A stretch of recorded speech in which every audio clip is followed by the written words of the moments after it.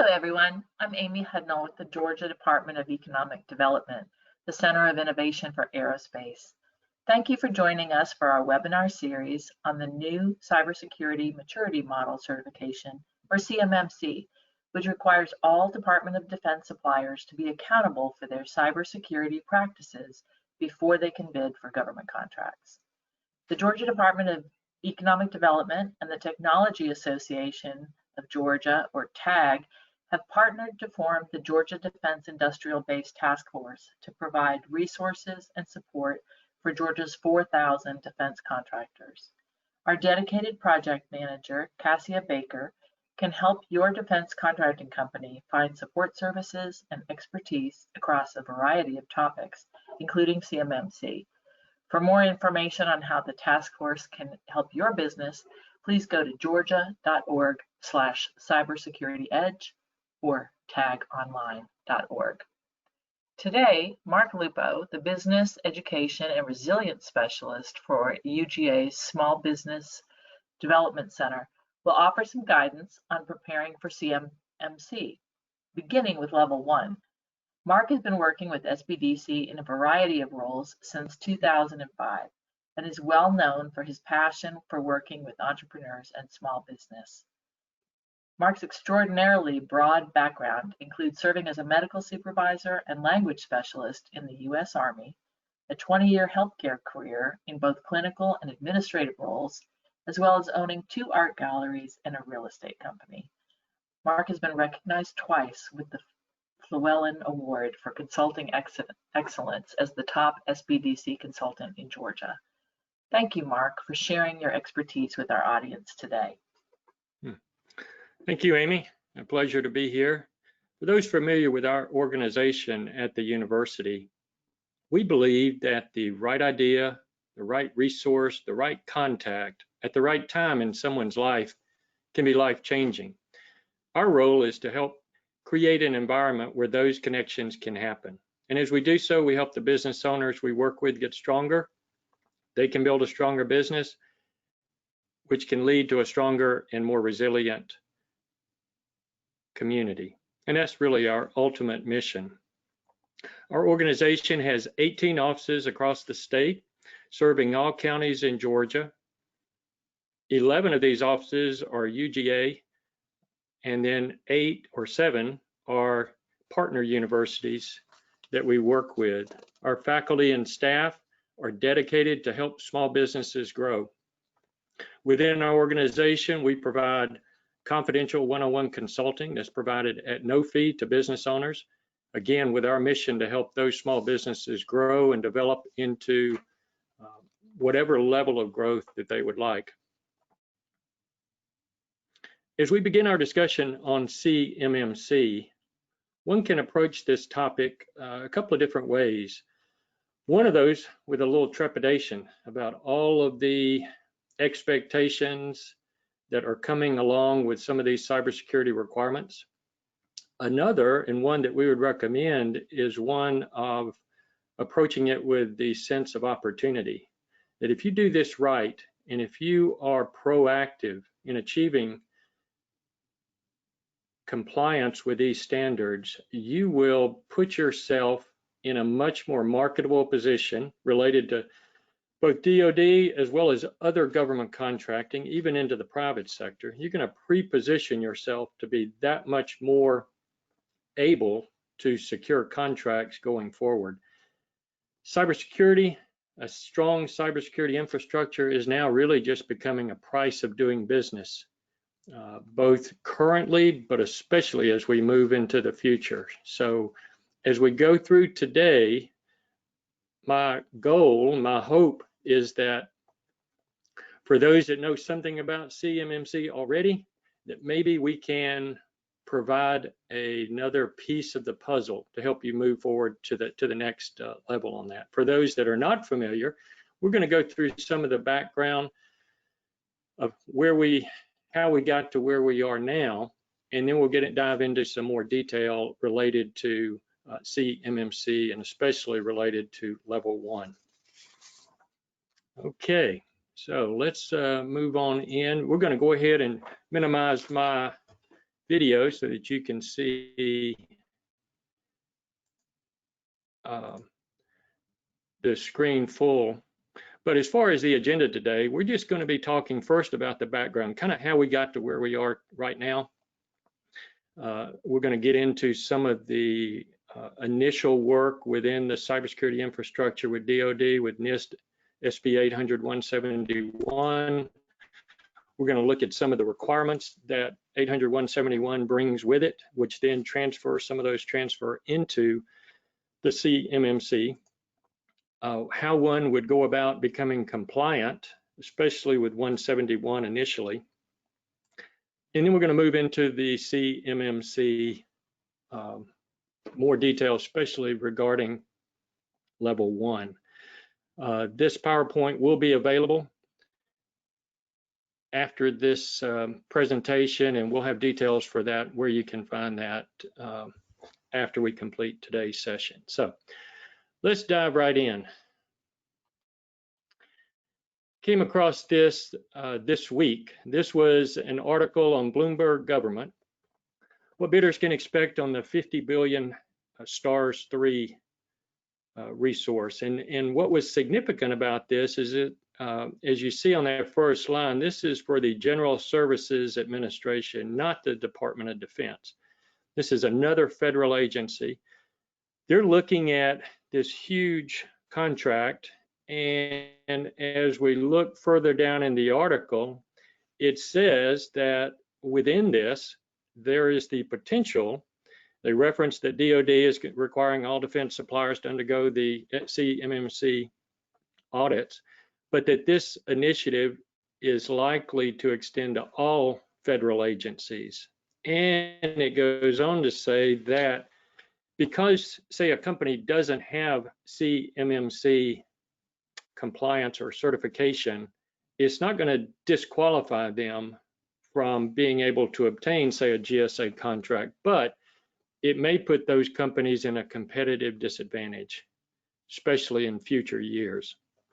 This just speaks to the fact that pursuing CMMC is going to pre-position you not just for DoD contracts, but really for all federal contracts potentially in the coming year, as well as some of the larger corporate supply chain vendor arrangements that you might be either currently in or looking to obtain in the future. So just some background on how we got to where we are today.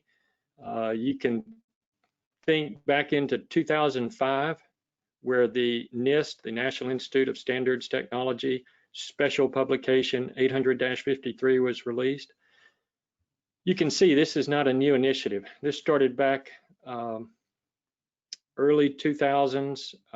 The 853 was an intragovernmental information security standard, so it applied between different departments within the federal government that they had to comply with certain regulations related to information security.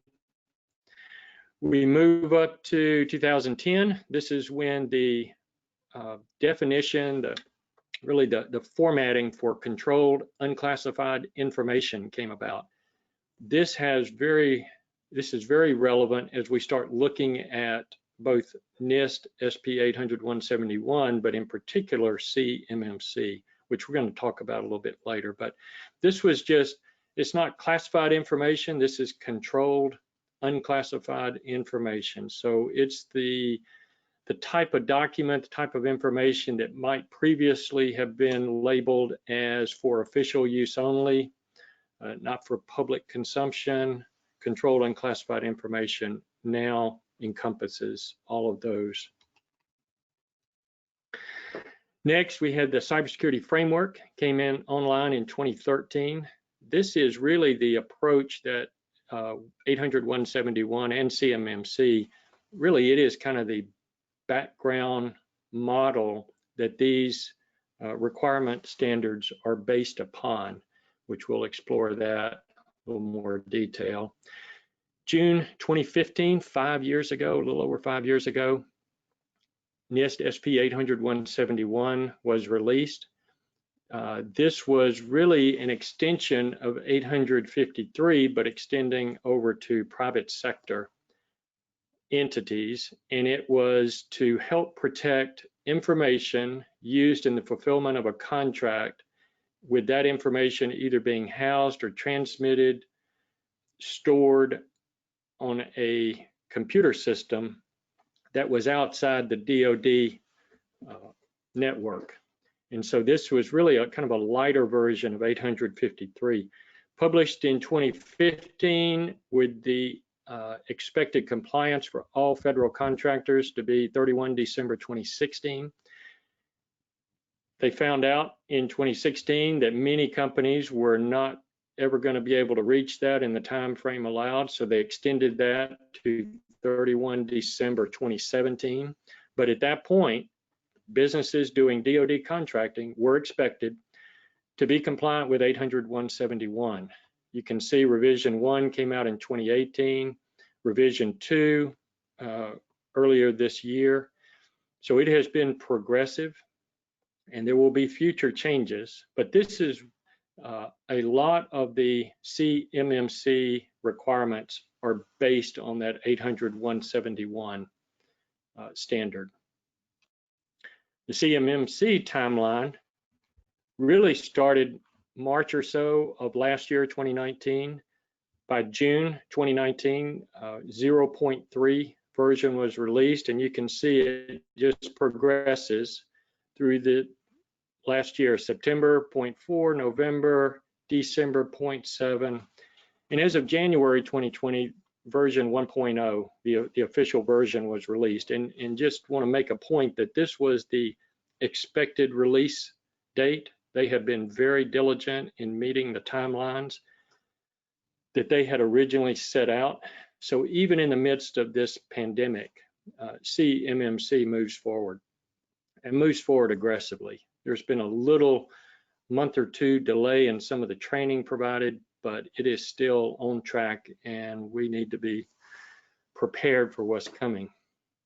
There was a version 1.02 that was released in March for CMMC. Really no substantive changes to the actual model, just some more administrative type of changes. This is a cybersecurity framework. Just wanted to kind of orient you, if you're not familiar with this, that this is really the basis for 171 as well as CMMC. 5 steps to achieve an information security compliance. Very basically, the first is identify your assets. You need to know what you have as far as hardware and software, where the information is housed, and how it is being processed with the software on your system. Once we identify those assets, then we need to protect them with appropriate software, hardware, and policies and practices in place. We need to be able to detect incidents, either malware, hacker intrusions into the system. We need to then be able to respond with a plan to those intrusions and then recover to normal operations.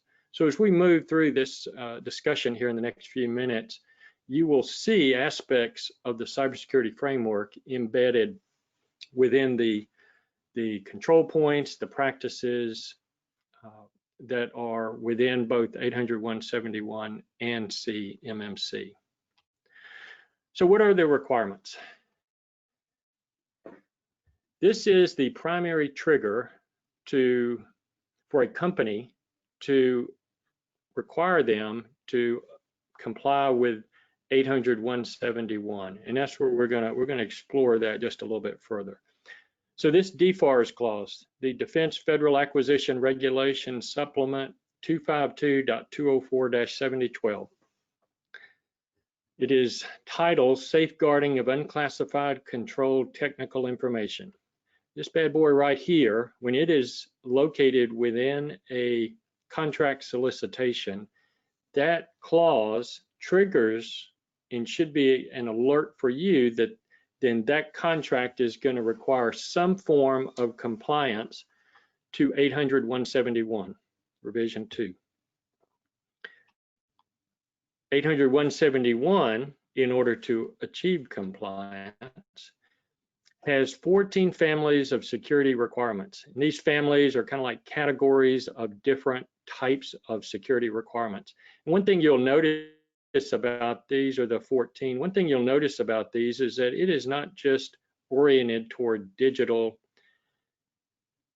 information. So it's not just cyber information. You can see on the right-hand side, you got personnel security, physical protection. So this applies not only to digital information, but also that tangible hard copies of either paper printouts, models, schematics. 800-171 applies to all of those. And so as you move through 171, in addition to the 14 families, and spread across these 14 families, are 110 control points. These are task practices that a company has to have in place in order to be compliant. And 110 of these, and these are really robust. They're going to require, probably, especially for a non-IT company, they're going to probably require you to bring in somebody that knows IT to be able to decipher not just how to do it, but what exactly are is the requirement asking for in order to be compliant. You're also required to have a system security plan and a plan of action and milestones. So you will hear the term SSP or POAM referred to. System security plan is really just a detailed, step-by-step, taking on each of the 110 control points, and it provides the format that you're going to use in order to document your compliance to that particular control point. So it goes 1 through 110, and that system security plan is in a Word document initially, and there is a template out there that we can guide you to, but the system security plan is just your documentation of how you met compliance on those 110 control points.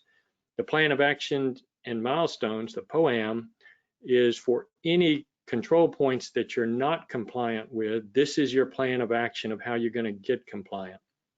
Again, there's a template out there. It's a very simple template.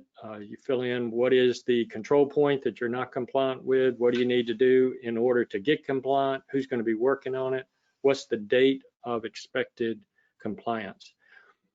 At this point, we're far enough into the expectation of being compliant with 800-171 that POAMs are really somewhat going by the wayside. You're expected to have a system security plan in place. And especially as we move to CMMC, the POAM really does kind of fade away because you're expected to meet the expectations for that level in order to be certified. A breach response plan, you need to know, and the government needs to know how you're going to respond probably when you are breached within your company. And their concern is, one, they don't want to lose information to a foreign entity, but they also want to be sure that you can fulfill the contract that you have agreed to, and they need to know how you're going to respond to any kind of breach. So when you see that DFARS clause, 252.204-7012, whenever you see that in a contract, you have several options in order to proceed. One is you just don't bid on the contract. If you're not compliant with the cyber expectations that are embedded within that contract, you wouldn't want to bid on the contract, because if you're not compliant and you go ahead and bid and are awarded that contract, if you're awarded, probably the contracting officer is going to be asking you for your system security plan anyway at this point. But by some way you are awarded the contract without that verification, you potentially then fall into some legal issues within the False Claims Act, and the government can then bring suit against you and your company for falsely claiming that you were compliant when indeed you were not. You definitely want to watch that. So you not bid on the contract, you can take steps to comply with the information security requirements under 171. Again, that's probably going to be between you and the contracting officer if that's an option. You can seek an exception to the application of the rule because sometimes there might be some alternative ways, or it might not be applicable to you. And in your system security plan, that could be documented. And again, you can maybe suggest an alternative that would be equally effective, and just that is the way your company would be working to achieve compliance with that requirement. And so you can provide that. As we move into this, these next few examples, just wanted you to be aware of some definitions, because some of these definitions, you know, true federal government, Army, can be a little confusing. So we're going to just walk through some of the terms that are tossed around sometimes fairly frequently, just so you're aware of these. One is DIB, Defense Industrial Base. Most of us are familiar with that one. Covered Defense Information, CDI. This is kind of a broad, all-inclusive information defined by Department of Defense in this case, that if certain information is deemed covered CDI, covered defense information, then that needs to be treated a certain way. Federal contract information, again, it's a little, it's still kind of broad, FCI, because federal contract information is information provided by the government in the fulfillment of a contract for, in this case, DoD. So some of the requirements that we'll see in CMMC come back to federal contract information as one of the defining terms that triggers certain compliance standards. CUI, Controlled Unclassified Information. Again, this is defined and determined by the Department of Defense at this point. They will, within a contract, determine that certain information is going to be considered CUI. If there is CUI within a contract solicitation, potentially, still somewhat of a moving target, but potentially that's going to require level 3 compliance. And at this point, it requires 800-171 compliance if you're handling controlled unclassified information. Code of Federal Regulations, CFR, you'll see that term here in just a little bit. CFR, again, just Code of Federal Regulations that determine certain aspects, and in this case, related to CMMC, this is where the defining practice, the practices for CMMC level 1 are found within one of the code CFRs. DCMA, Defense Contract Management Agency, and Defense Industrial Base Cybersecurity Assessment Center. You will see that they are a couple of the organizations that are currently reviewing SSPs. Just want to be aware that they are out there and they are reviewing things. You'll see that example here in a second. So this is FedBizOps as it looked a couple of years ago. Many of you might be familiar with this one, this particular site, if you've done federal contracting in the past. You can see this was a simple lawnmower that was put out there for bid. You can see way down, if you scroll down 4 or 5 pages on the website, way down at the bottom of the solicitation, there is the DFARS clause 252, 204, 7012. Very unobtrusive. You can miss it if you're not looking for it, but if it's there, that potentially triggers 800-171 compliance. As we move to more current, this is the sam.gov. Now FBO, FedBizOps, is integrated within sam.gov. This is for firefighter turnout gear. And as you scroll way down, you can see, yep, there it is, 252, 204, 7012. It is in there. And this came out July 17th, 2020, this particular solicitation. This next one is an interesting one. This is the assault breacher vehicle remote control system market survey. It's not an actual solicitation, but it is one of the ways the federal government is gaining information. and starting to put out information related to CMMC. So you can see it was fairly recent within the past month. As you came on down in the solicitation, look at this. This requirement is a candidate for a CMMC pilot program. So starts talking about that. As you went on further down, item 23. So it starts asking, have you ever been asked, federal contract, to transmit, store, process FCI, federal contract information in non-federal information systems? Okay, so then it asks, okay, so which of the 800-171 requirements have not been met?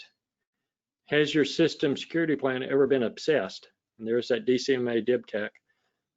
It's not asking, do you have a system security plan? It is assuming that you've already got it. And it's just asking, has it been assessed? It is asking for how many of your potential subcontractors have ever been required to comply with that FAR clause and the DFARS 7012. How many are expected to be involved with the transmission, storage, processing of FCI or CUI, and how many or what percentage of your potential subcontractors have SSPs?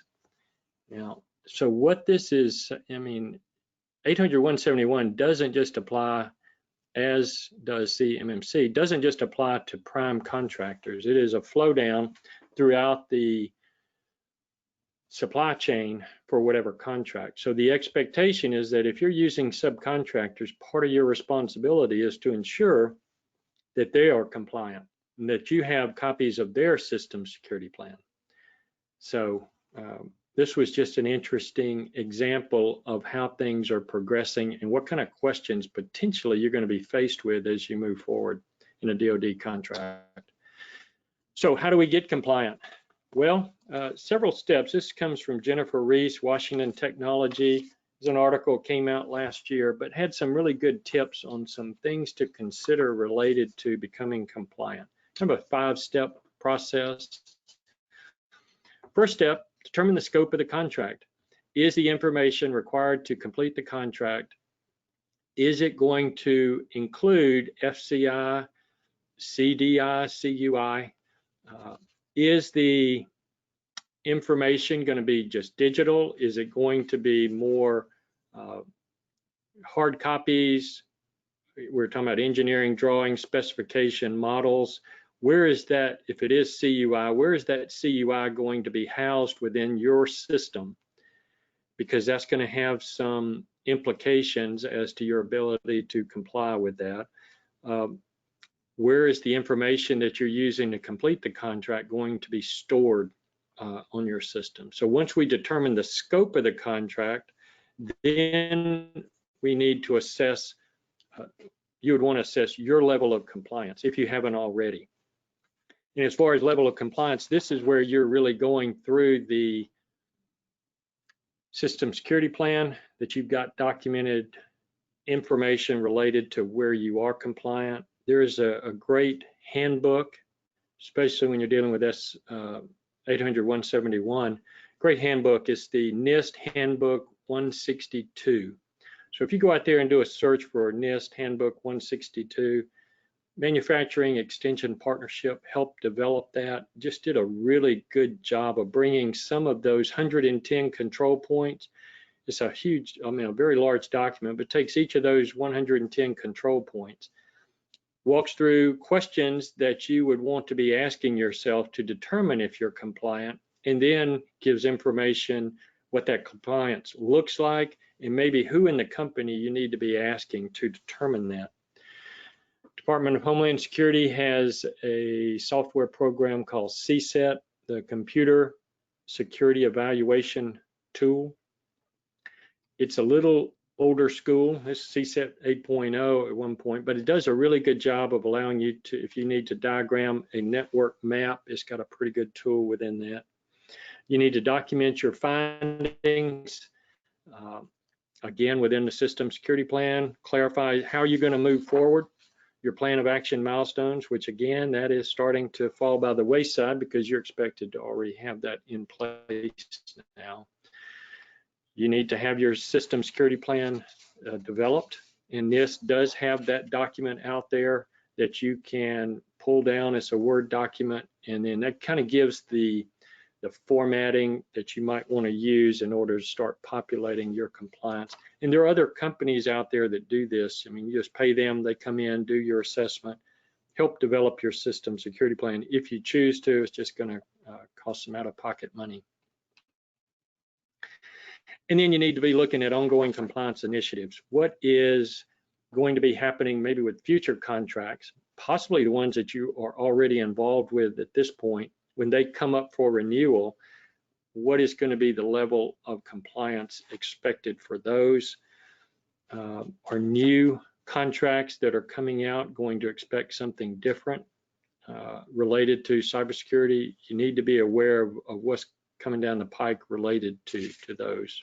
So those are kind of 5 steps, real quick overview as you're looking at getting compliant with 800-171. And we're going to move into CMMC now, but again, right now, 800-171 is the standard that is being used to determine compliance to cybersecurity and information security. So it is important until CMMC comes online, especially with a contract you're going after, that 171 is the standard you need to focus on. And there are some crossovers, which we'll talk about here in just a minute. So what is a maturity model? Maturity model is really just a tool for assessing how embedded certain systems processes are within a company. So there are certain practices probably that go on within your organization that are just, I mean, they're just intrinsic to the way you do business. Those are really more mature than, say, something that is just done maybe one-off occasionally. It is not really the part of the day-to-day process of operating the business. Maturity model measures how well these practices, these systems and processes are used and embedded within the organization day-to-day. So it can help identify where practices are weak, where they're not taken seriously, by how actively they're used and how much a part of the company they are. Kind of helps distinguish between maybe one that's baked in, that's just part of an organization. Like if you're in a cake, I mean, there are certain ingredients that are just baked into that cake. And then there are others, maybe like the icing that's just on top, that can be scraped off pretty easily, but it'd be kind of hard to take out the flour within a cake. So maturity model is going to look at how well those practices and processes are baked into the operation of the business. And it helps leadership determine progress that's being made in order to embed that security into their day-to-day operations as well as strategically. So as we move in now to the CMMC details, a little of this might be background for you. We'll just take it one step at a time. One of the major differences between CMMC and compliance to 800-171 is that 800-171 is a self-attestation, that you are saying this is your system security plan, you've gone through and you've assessed and you've determined that you're compliant with these standards, and you do that yourself or within your company. CMMC differs because it requires a third party, in-person, on-site cybersecurity certification audit to validate how well you are complying with these security practices. You will see this is the certifying third-party assessor organization, C3PAO. That's how it's referred to. You'll hear it used in that context, C3PAO. But these are going to be the companies that are trained and hired to come out to do those assessments on your company. And these individual entities are, as we speak, being trained in order to be able to do those assessments. You can see on the right-hand side the CMMC accreditation body. estimates that up to 6,000 companies are going to be required for CMMC certification in fiscal year 2021. I was on a webinar a week or so ago with Katie Arrington, kind of the lead on helping bring CMMC to fruition, and she was estimating around 7,100 next year. So you can see the website there, cmmcab.org. One of those great resources we'll reference at the end here, but you'd want to be watching for and bookmarking that site. They're going to grade cybersecurity infrastructure, these C3 PAOs, on a scale of 1 to 5, 5 being the most stringent. Most small businesses, medium-sized businesses, probably are going to fall somewhere from level 1 to level 3, depending on the type information contained within that contract. 4 and 5 are going to be more the classified, some of the more higher security type of contracts.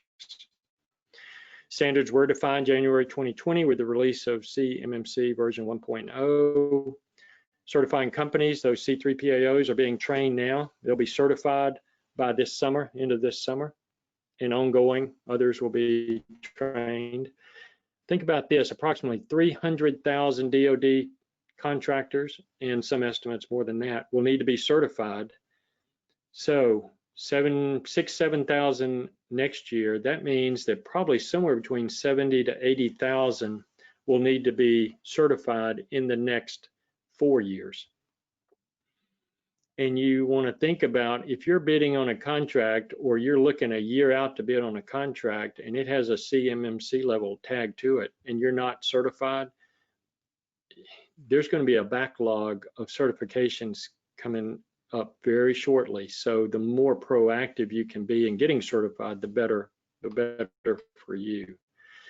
RFIs and RFPs will be coming out, if not already, this summer and really into September, October, November for fiscal year 2021, and they will start having those CMMC requirements embedded within them. Again, doesn't just apply to the prime, it applies to subs all the way down. So depending, it's not necessarily true that the sub will have to have the same level, CMMC level, as the prime. It depends on the type of information that sub will be using in order to fulfill their part of the contract. But it is pretty much accepted that every contractor has to have at least level 1 certification. The model framework is built this way. So you have domains. That's kind of the security family. If you think back to 800.171, domains are kind of those overarching categories.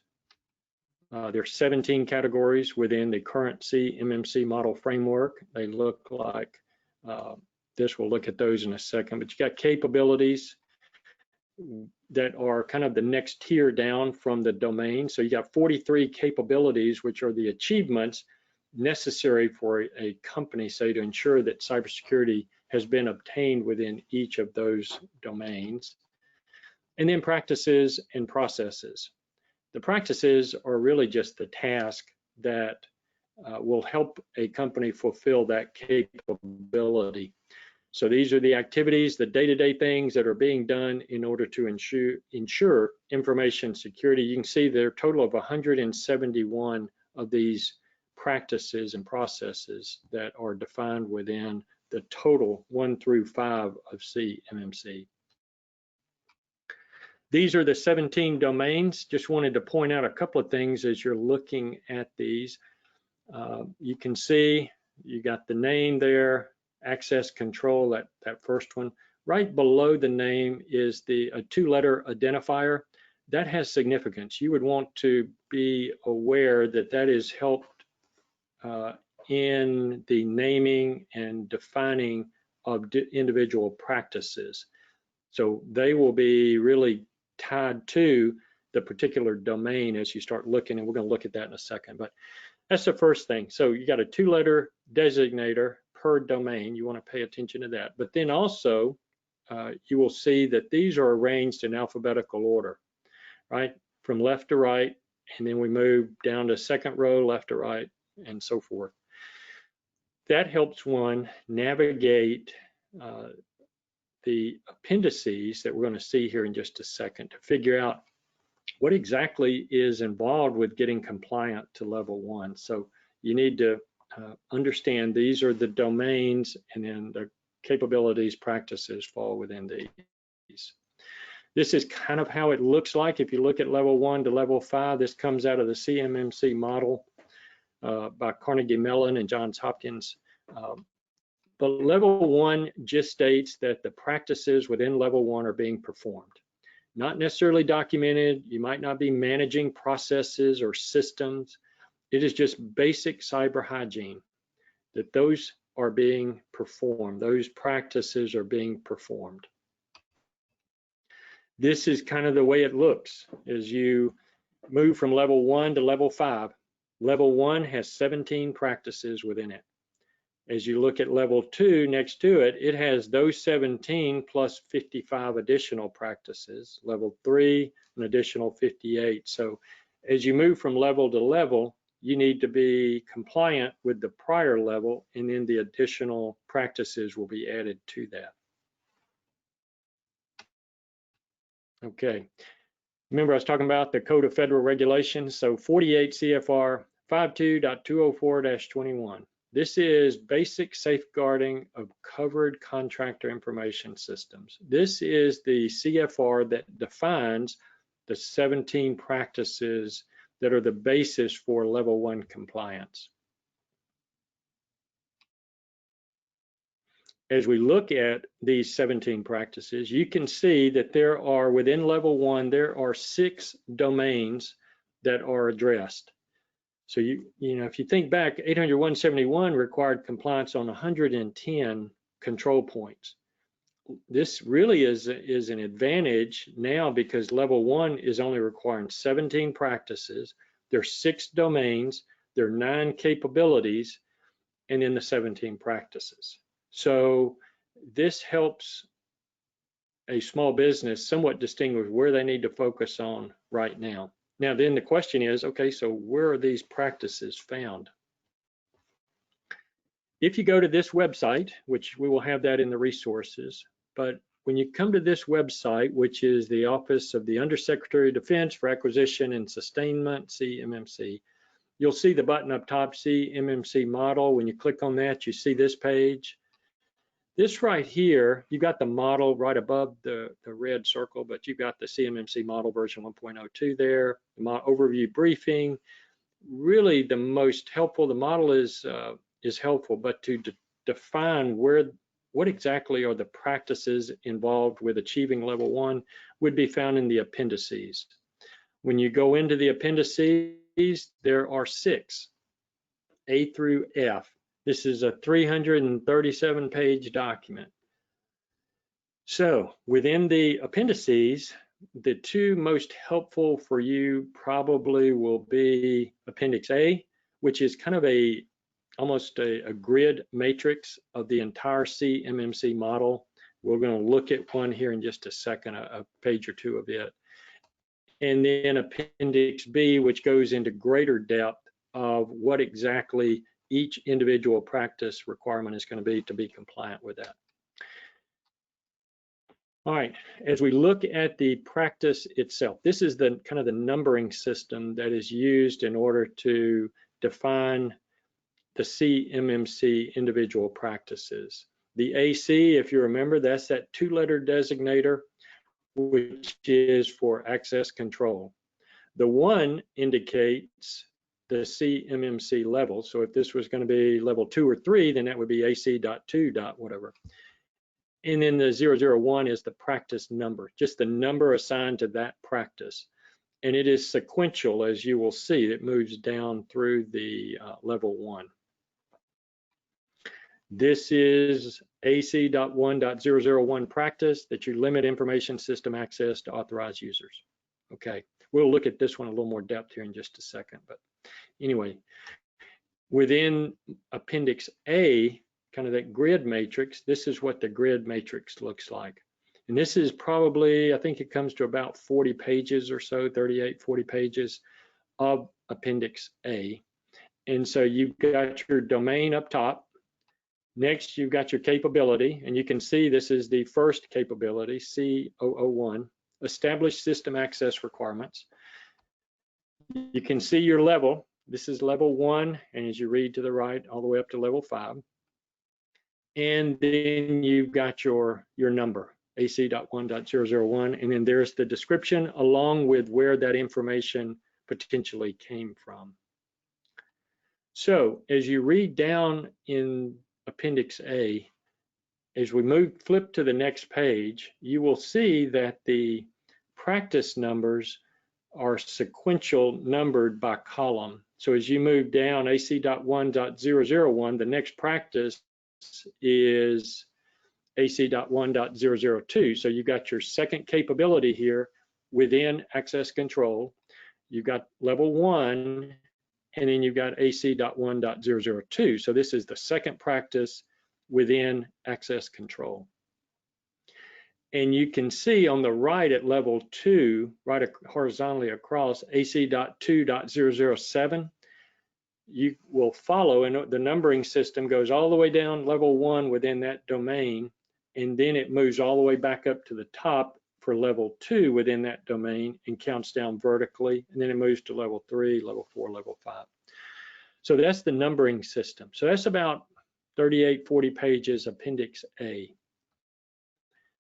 Then when you move to Appendix B takes, say, that first practice, limit information system, and this is probably going to be the most helpful, that it will then take the discussion, again, from 800-171, it will take that content and it will provide a little additional detail of what 171 had related to that practice.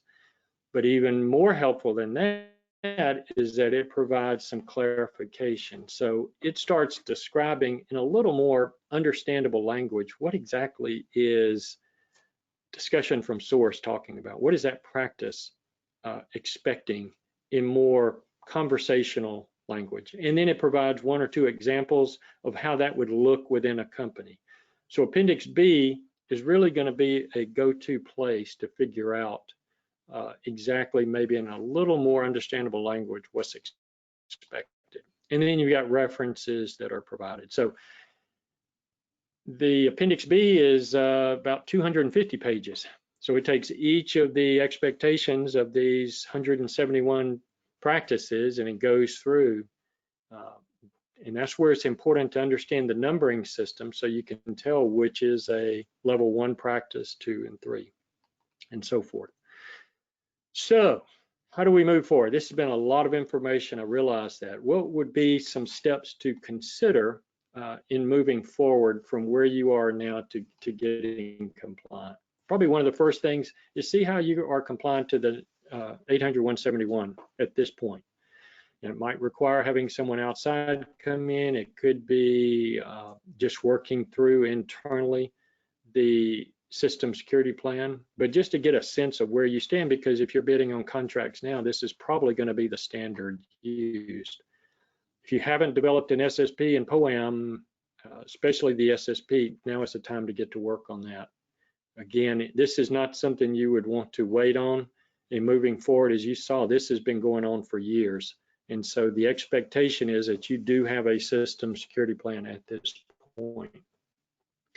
Next, you want to probably start looking at, well, how are you compliant to CMMC level 1? So if you've done your system security plan, a lot of those are going to transfer to level 1 compliance also. So where do you stand related to the 17 practices within level 1? You can do an internal assessment yourself or an external assessment. There was the webinar is on with Katie Arrington from a company called Solarium. They have if you become a member, they're a free nonprofit, but if you apply to membership there and are approved as a defense contractor, then you can download some really user-friendly Excel spreadsheets that will provide some guidance on and measurement to allow you to do some internal assessments on compliance to the different levels. They look very, very user-friendly. as you work through those. But there are other companies out there that you can go to that can help you determine compliance. You want to move to comply with all level 1 requirements. So as you're looking at developing your system security plan, if you identify there's certain things, maybe certain practices that are in level 1, but they're also part of 800-171 compliance, your one recommendation would be focus on those that would help you achieve level 1 compliance first. That kind of sets the priority as far as achieving 171 compliance also. Once implemented, have some external assessment completed to just determine where you stand, how comfortable you are with the way in which you have satisfied those requirements. And then you're going to move towards certification to CMMC level 1 with one of those C3 PAOs. This is going to be a continually evolving model. We'll see changes, especially as it starts getting implemented this fall. We'll see changes probably coming out, but now is the time to get started and to be working toward compliance. It has, these are some of the resources that you're going to want to consider. There are a number of others, but Tag Online, as Amy was discussing, the Georgia Defense Industrial Base Task Force, Georgia Department of Economic Development has a website called CyberSecurity Edge. In that initiative, you can see where it is located. The CMMC accreditation body has their website that we were in just a little bit ago with the C3 PAOs. And then the DoD site, which is where we were finding the CMMC documentation, appendices and all, is located there. So a lot of information. We want to be there to help you in any way we can. On behalf of the University of Georgia, it has been a pleasure being here today with you. We look forward to assisting you in any way we can as you move forward through this process.